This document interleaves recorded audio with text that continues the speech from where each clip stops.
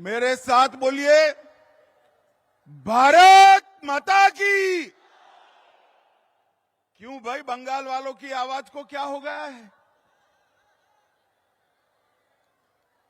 24 में मोदी जी को प्रधानमंत्री बनाना है या नहीं बनाना है? जोर से बोलिए, बनाना है या नहीं बनाना है? 26 में बंगाल में भाजपा सरकार बनानी है या नहीं बनानी है? तो ऐसी आवाज नहीं चलेगी। मेरे साथ दोनों हाथ उठाइए, उठाइए दोनों हाथ, विजय के संकल्प का मुट्ठी भींचिए और प्रचंड आवाज से बोलिए, भारत माता की, भारत माता की। मंच पर उपस्थित बंगाल भारतीय जनता पार्टी के अध्यक्ष श्रीमान सुकांतो मजूमदार जी, बंगाल में विपक्ष के नेता और भाजपा के वरिष्ठ नेता श्रीमान शुभेंदु अधिकारी जी, हमारे प्रभारी भाई मंगल पांडे जी, अमित मालवीय जी, उपस्थित सभी केंद्रीय मंत्रीगण, उपस्थित सभी सांसदगण, विधायकगण, भाजपा के पदाधिकारीगण और आज इस रैली में नजर भी नहीं पहुंच रही है वहां तक आए हुए प्यारे भाइयों, बहनों, माताओं और मेरे जिगर के टुकड़े जैसे युवा मित्रों, आप सभी को नमस्कार। मित्रों, सबसे पहले धर्मताला की इस पवित्र भूमि को, बंगाल की इस पवित्र भूमि को, जिस भूमि ने हमेशा भारत का दिशा दर्शन करने का काम किया, ये बंगाल की पवित्र भूमि को प्रणाम कर कर मेरी बात की शुरुआत करना चाहता हूं। मैं कवि गुरु रविंद्रनाथ ठाकुर, महान राष्ट्रभक्त नेताजी सुभाष चंद्र बोस, युग प्रवर्तक स्वामी विवेकानंद, जनसंघ के स्थापक डॉक्टर श्यामा प्रसाद मुखर्जी और यहां खड़ा हूं तो शेरे बंगाल आशुतोष मुखर्जी को भी प्रणाम कर कर मेरी बात की शुरुआत करना चाहता हूं। मित्रों, ये जो मैदान है ये ऐतिहासिक मैदान है। इसी मैदान में, भैया बैठ जाओ,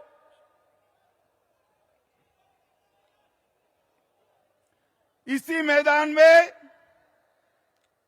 सोहरावर्दी ने डायरेक्ट एक्शन का कॉल दिया था और यहीं पर महान गोपाल मुखर्जी ने इसका सामना करने का कॉल दिया था। यही मैदान है जिसने पश्चिम बंगाल को हिंदुस्तान के साथ, भारत के साथ जोड़कर रखने का काम किया है। और मित्रों, भारतीय जनता पार्टी के लिए भी ये मैदान बहुत भाग्यशाली मैदान है। मैं इसी दिसंबर महीने में, नवंबर महीने में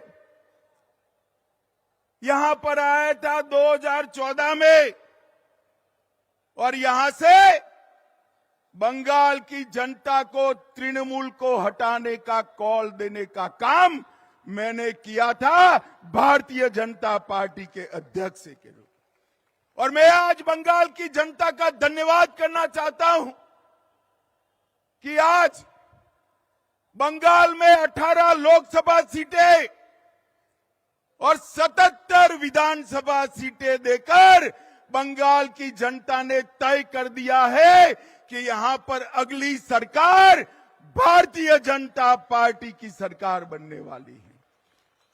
भाई और बहनों, बंगाल की जनता ने 2,30,00,000 वोट भारतीय जनता पार्टी को दिए, 77 सीटें दी।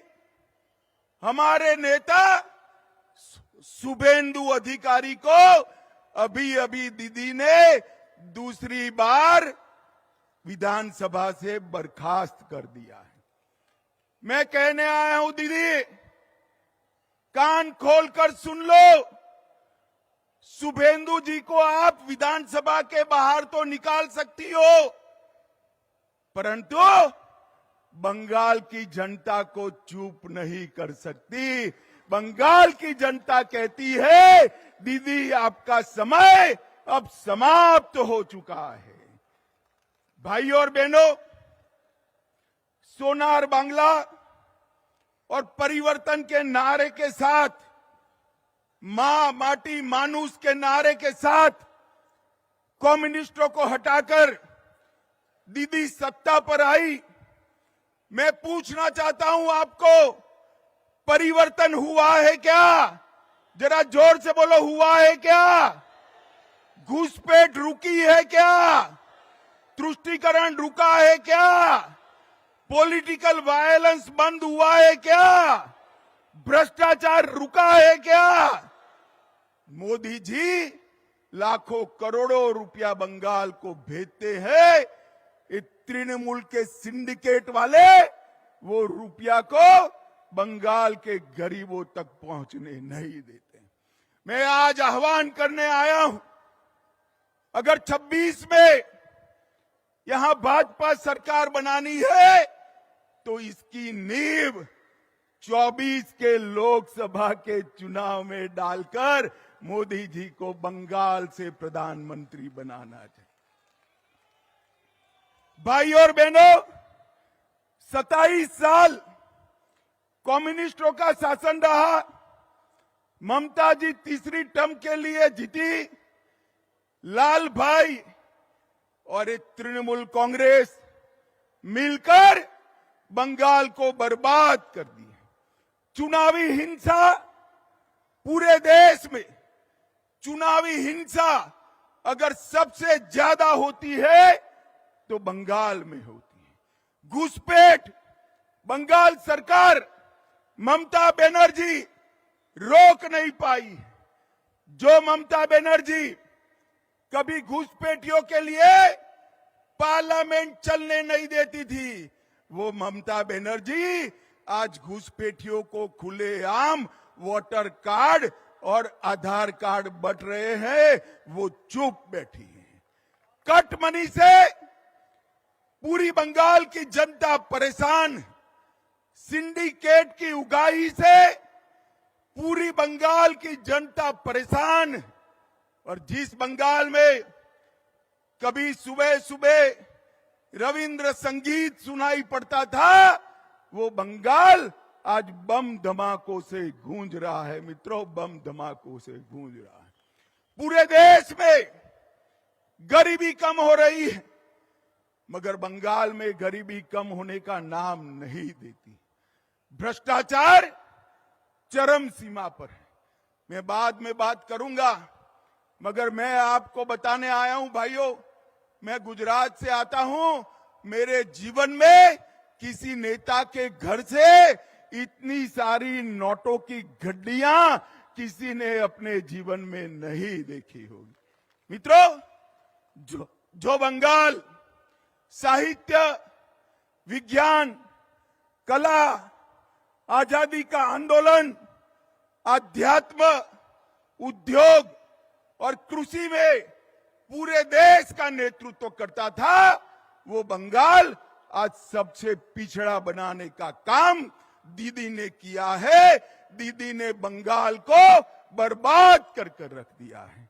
मैं आज बंगाल की जनता को कहने आया हूं, एक बार पूरे देश का विकास देखिए।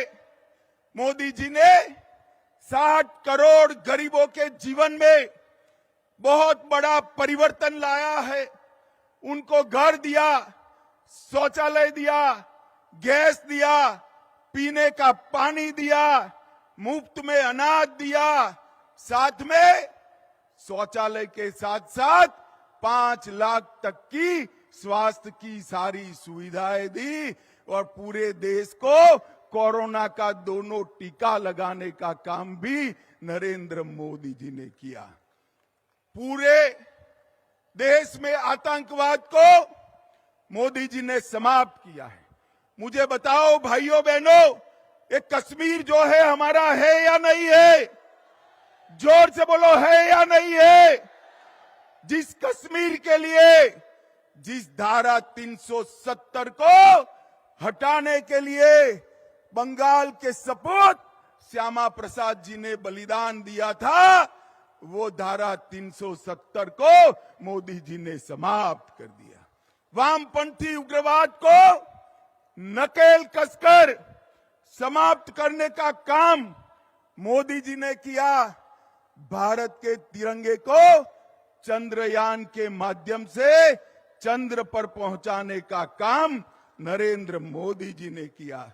नई संसद बनाई और देश के अर्थतंत्र को 11 नंबर से 5वें नंबर पर लाने का काम नरेंद्र मोदी जी ने किया है। और मुझे बताओ बंगाल वालों, अयोध्या में राम मंदिर बनना चाहिए या नहीं बनना चाहिए? दूर तक जोर से बोलो, बनना चाहिए या नहीं बनना चाहिए? एक कांग्रेस पार्टी और ममता बनर्जी सभी लोग इकट्ठा होकर राम मंदिर को रोक कर रखे थे। मोदी जी ने 2019 में इसका भूमि पूजन किया और 22 जनवरी 2024 को मोदी जी इसका प्राण प्रतिष्ठा करने वाले हैं। मेरे साथ जोर से बोलिए, जय श्री राम, जय जय श्री राम। मित्रों, मोदी जी ने देश को हर क्षेत्र में आगे बढ़ाने का काम किया है। और यहां क्या हुआ?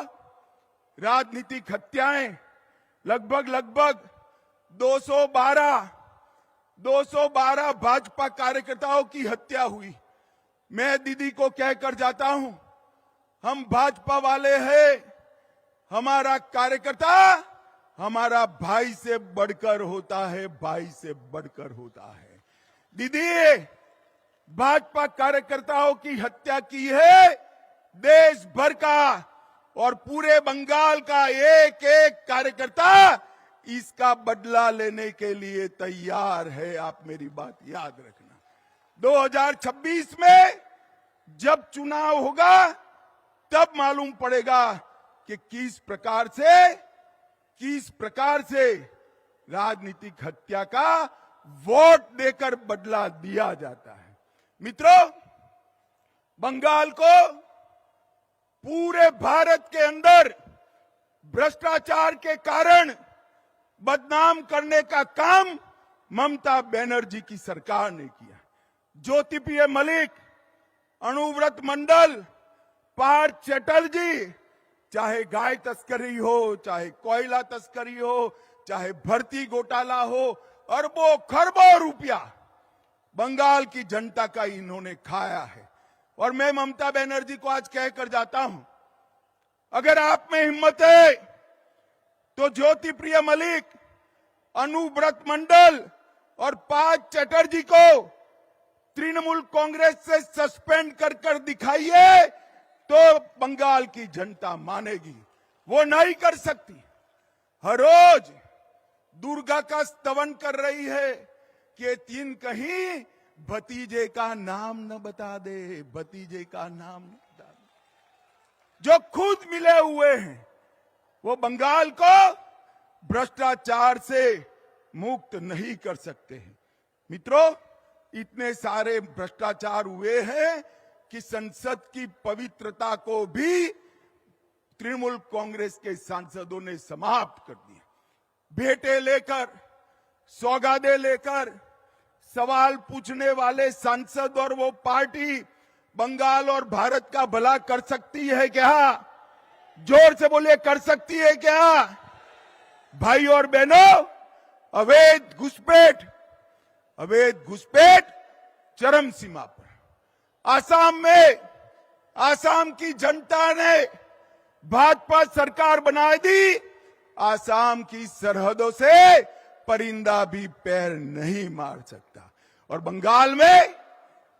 बंगाल में सोशल मीडिया पर कोई रख रहा है कि अगर घुसपैठ कर आए हो और आधार कार्ड चाहिए, वोटर कार्ड चाहिए, तो इस नंबर पर संपर्क करिए। बंगाल पुलिस चुप। मुझे बताओ भाइयों बहनों, जिस राज्य में इतनी घुसपैठ होती हो वहां कभी विकास हो सकता है क्या? जोर से बोलो, हो सकता है? और इसीलिए ममता बनर्जी सीएए का विरोध कर रही है, सीएए कर नहीं दे।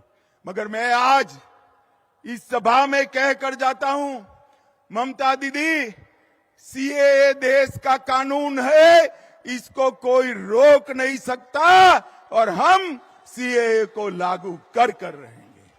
भाई और बहनों,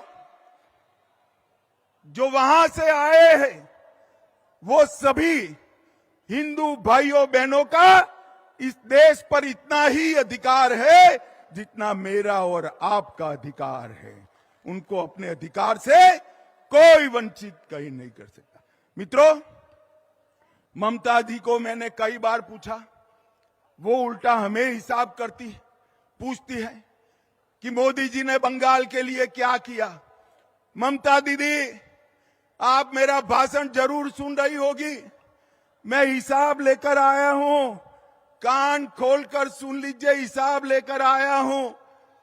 जिस सरकार में आप मंत्री रही, यूपीए सरकार, जिस सरकार को आपने समर्थन किया, उसने 2004 से 14 में बंगाल को क्या दिया? ग्रांट इन एड और डिवोल्यूशन का सिर्फ 2 लाख करोड़ रुपया दिया। कितना दिया भाइयों बहनों, बोलो तो? और मोदी जी ने 2 लाख करोड़ के सामने 10 साल के सामने 9 साल में 6,70,000 करोड़ रुपया देने का काम नरेंद्र मोदी जी ने किया। और 1,80,000 करोड़ रुपया नरेगा में 3.5 गुना ज्यादा हमने दिया। आप धरना करती हो, जब आप मंत्री बनकर बैठी थी, मुख्यमंत्री बनकर सरकार का समर्थन कर रही थी, पैसा कम मिलता था। यूपीए सरकार ने 14,000 करोड़ रुपया दिया, मोदी जी ने 54,000 करोड़ रुपया देने का काम किया। और नरेगा, ग्राम सड़क योजना, आवास योजना, आजीविका मिशन और नेशनल आजीविका मिशन में 1,80,000 करोड़ रुपया देने का काम भारतीय जनता पार्टी ने किया है। और नेशनल हाईवे के लिए टोटल 70,000 करोड़, लगभग 16,000 करोड़ रेलवे में, बंदरगाह में 1,000 करोड़, सिंचाई के लिए 3,000 करोड़, कुल मिलाकर आपके 2 लाख करोड़ के सामने भारतीय जनता पार्टी ने 8 लाख करोड़ से ज्यादा रुपया देने का काम भारतीय जनता पार्टी। और ममता दीदी, जितना गुमराह करना है कर लीजिए। गत चुनाव में तो रैगिंग कर आप जीत गई, फिर भी हमारी 77 सीटें आई। 77, कहां 0, कहां 77। और इस बार 26 में रैली देखकर मैं स्पष्टता से कहने जाता हूं कि 26 के चुनाव में 2/3 बहुमत के साथ यहां पर भारतीय जनता पार्टी की सरकार बने। मगर इसके पहले 24 का चुनाव आ रहा है। आपने 19 में 18 सीटें दी थी।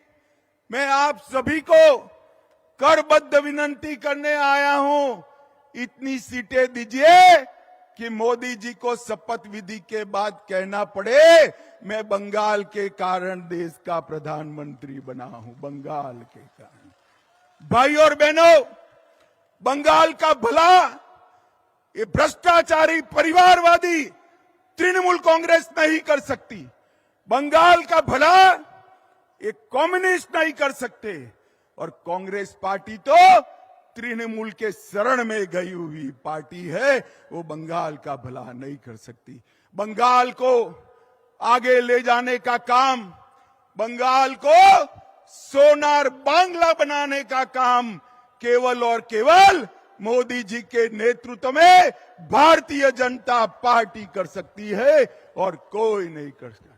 भाई और बहनों, मुझे बताओ, ये भ्रष्टाचारी ममता सरकार को हटाओगे? जोर से बोलो अंत तक। भ्रष्टाचारी ममता सरकार को हटाओगे?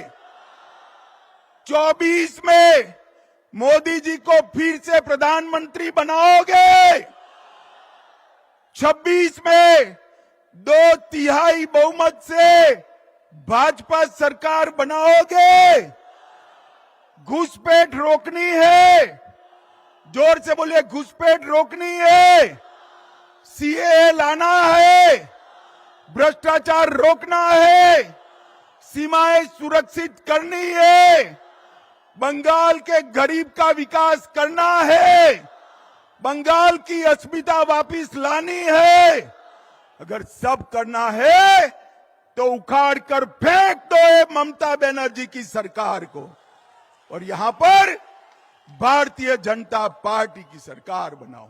मैं बंगाल की जनता को भरोसा दिलाकर जाता हूं कि बंगाल का विकास मोदी जी की सबसे बड़ी प्राथमिकता बंगाल का विकास है। हमें एक ऐसी सरकार चाहिए जो मोदी जी को विकास करने के लिए अनुकूल भूमि तैयार करे। ममता बनर्जी मोदी जी को विकास नहीं करने देती है। भाई और बहनों, यहां कमल फूल की सरकार बनाइए, नरेंद्र मोदी के नेतृत्व में भाजपा सरकार बनाइए, और 24 में फिर से मोदी जी को प्रधानमंत्री बनाइए।